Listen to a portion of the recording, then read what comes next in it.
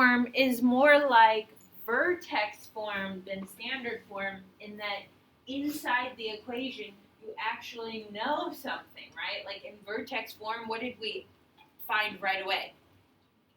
H and K, the vertex. So what do you think we might be finding right away in intercept form?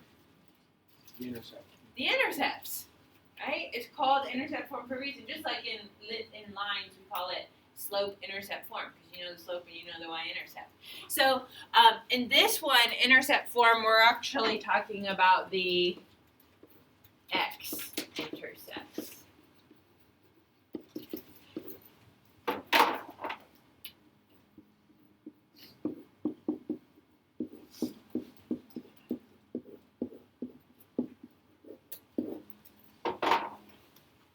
And intercept form looks like this. A times the quantity x minus p, x minus q.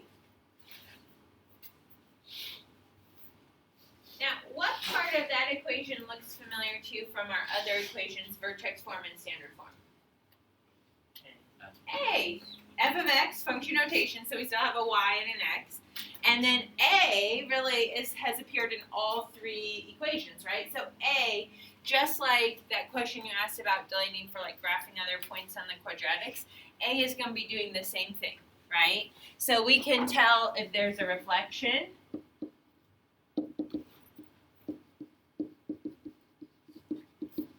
So negative A means my parabola is going to open down, and the value of A can also be a vertical stretch.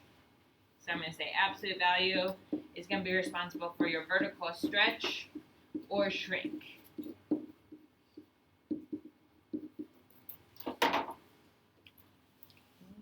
So we can use A the same way. What do you suppose P and Q might be?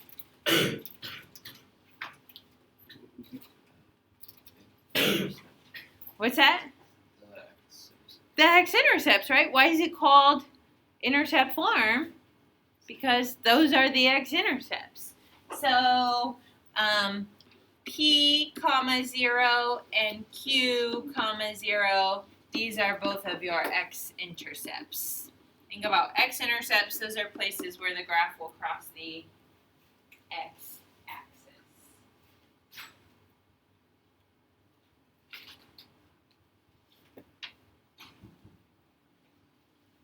Okay, so right away, if you see something that looks like intercept form, you can kind of tell it's intercept form because it's going to have like two things that are being multiplied, two x's. Notice you don't actually see a square here, but if you FOILed this out, x times x would give us x squared, so it is still a quadratic function. But anytime you see that where you have like two groups of parentheses or two x's getting multiplied together, that's going to be an intercept form, and you can right away identify your x-intercepts. Now, what else would we really like to know to be able to graph a nice parabola that we've kind of known for all of our other forms? We'd really like to know the vertex. So this form I kind of like because it gives you guys an opportunity. I think you'll be able to figure out how to find the vertex. So I'm going to give you an example. I'm just going to draw parts of a parabola.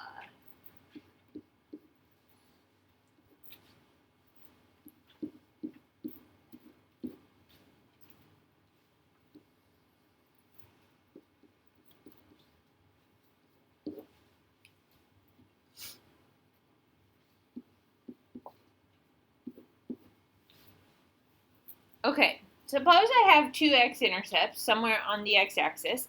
Let's say they're at negative 4, 0, and 6, 0. And I don't yet know anything about my equation. Okay. I want you to have like a quick discussion with your groups. If you can tell me anything about the vertex, if those are my x-intercepts. So think about all the things you know about parabolas.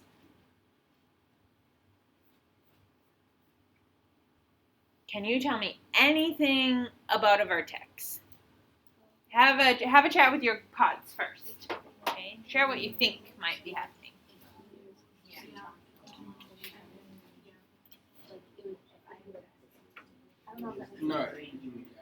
No, I know what you're saying.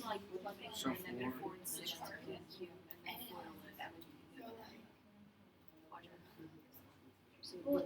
I mean, I don't Oh, yeah.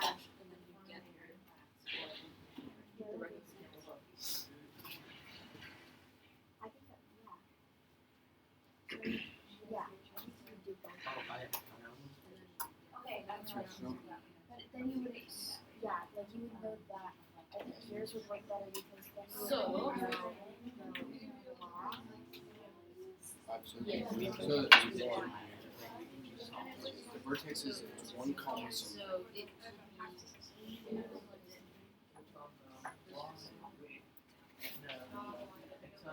well, it depends on if A is big. So we have to access. So if you just plug it in, then we just need to find what the Y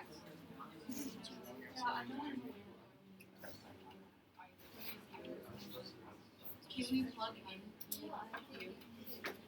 I might coach back up on these. Then we have to find for Okay, let me bring you back together. Now, admittedly, I didn't give you a lot of information. I just told you like where the graph is crossing the x-axis, right? But I asked this question, would you be able to tell me something about the vertex? Okay, so I'm going to ask, Jonah, what did your group say about anything you might know about the vertex? That it would probably be in the middle of the 2 points. Okay, and did you guys have a reasoning for that? It's like they're both equal sides. Yeah? What's that math word we're looking for? Axis of symmetry. That the parabola is symmetrical. We have an axis of symmetry through the middle of the parabola reflects onto itself. But yeah, they're like equal on both sides of the parabola. So did most groups say something about the fact that they at least know the vertex is in the middle of those two x-intercepts? Do you know where the middle of those two x-intercepts is? 1. How are you guys getting 1? Taking the two x points, adding them together, dividing, and then counting them. Okay, taking the two. So like some people are like, look at it, Miss Conkey, it's at 1, right? So I agree, okay? People are saying 1, there's your axis of symmetry, x equals 1. And you might argue just by like looking at it, you can tell because there's like 5 on this side and 5 on that side, so it's right in the middle, right? And then, Jake, you said take the 2 points, add them together, divide, and then count it. what's he finding right there?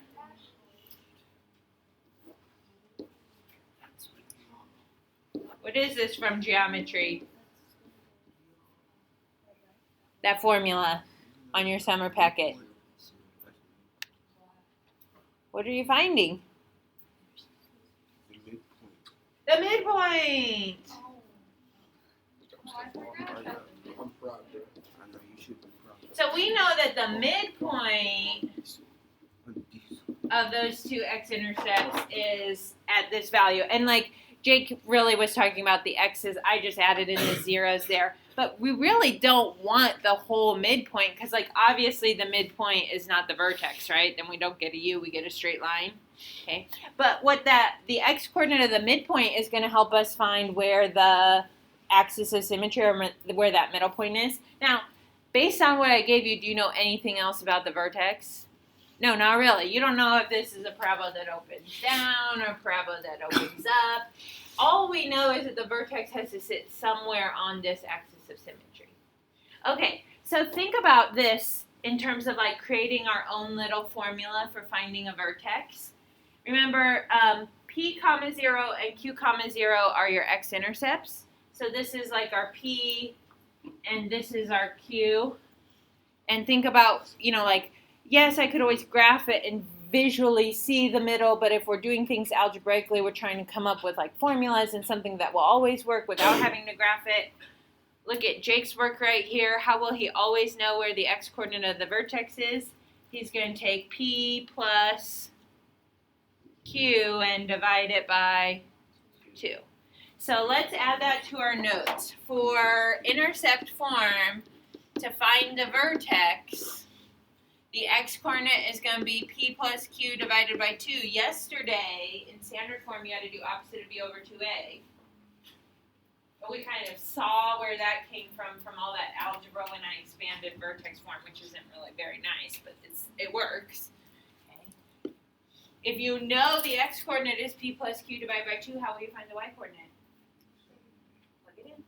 So I'm going to use that function notation again, f of p plus q divided by 2.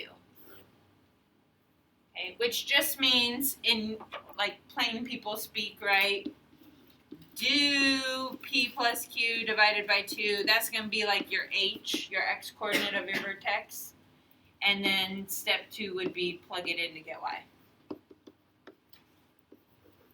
So it's just like yesterday. This will come out to be a number, like 3. And then you would plug 3 back into the equation and find your y value for me. So when you're plugging it in for f, are you doing it in the x squared thing? Well, it won't be x squared. It'll look like this form up here. A times x minus p times x minus q. So like let's say I get p plus q divided by 2. We're going to do an example here in a second. But say it comes out to be 3. Then I would have to put 3 into this factor and 3 into this factor. And then I just work it out. Okay. Let's do it with numbers so we know what that means. Okay, so make sure you got x-intercepts, vertex. Of course, your axis of symmetry, if you want to add that to your notes, is just going to be x equals p plus q divided by 2. Okay, here's an example for us to do. Let's label the vertex, the axis of symmetry, the domain, the range, the increasing and decreasing intervals, and the x-intercepts for this beautiful function. F of x equals negative 2 times the quantity x plus 3, x minus 1.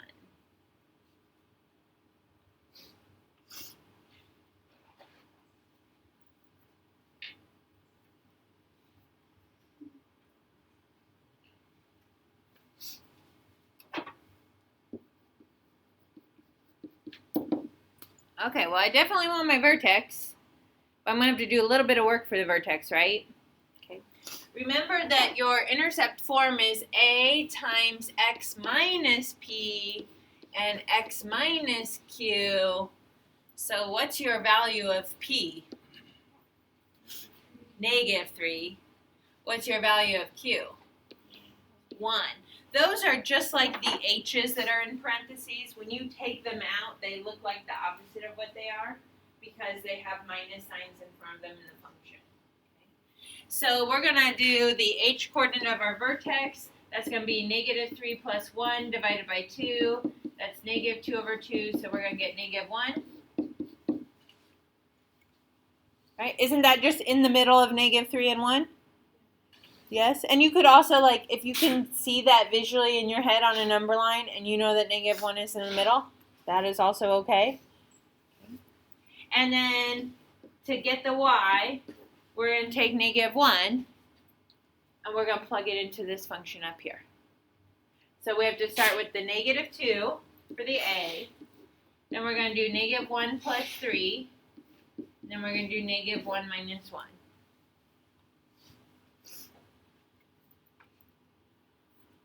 Do what's in the parentheses.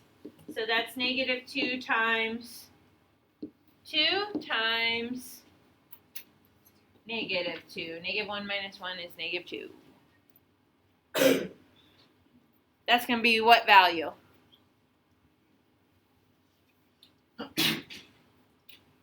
Negative 4 times negative 2, 8.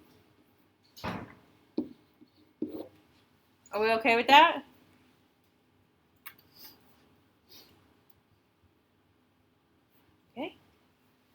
All right, so then I also know my axis of symmetry is at x equals negative 1.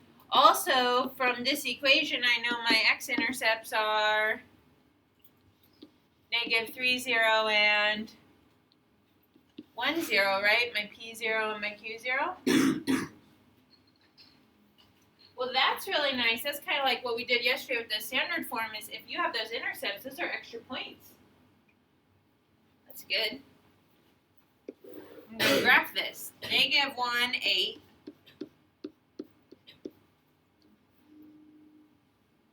And then I have an x-intercept at negative 3. and an x-intercept at positive 1. I could draw a parabola. I don't even really need to do extra points or my a value on that one, do I? Does it correspond with what should happen with a? Like a is a -2, so then we know the parabola should open down because it's negative. It does. And it should look like it has some kind of vertical stretch. It does look kind of skinny to me. And if you wanted to test your graph, the first vertical stretch would be going down to right 1. So that seems to match up with my graph. But I have the 2 points down here, and that's enough to make your graph. Okay, let's do domain. Freebie, right? X equals all real numbers. Please practice your double-sided R. What about range?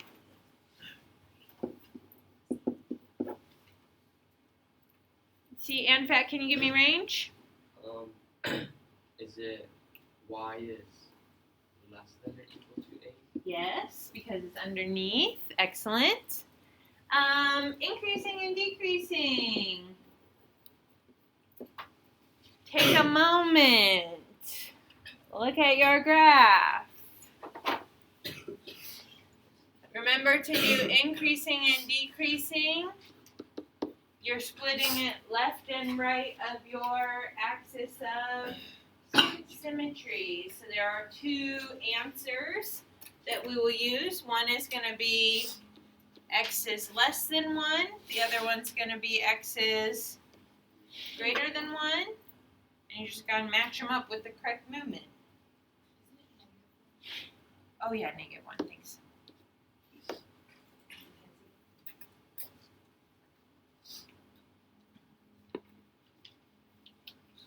Okay, Libby, what do you say for increasing?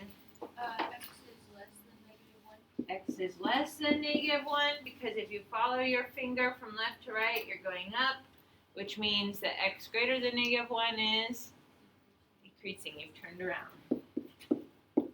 Excellent.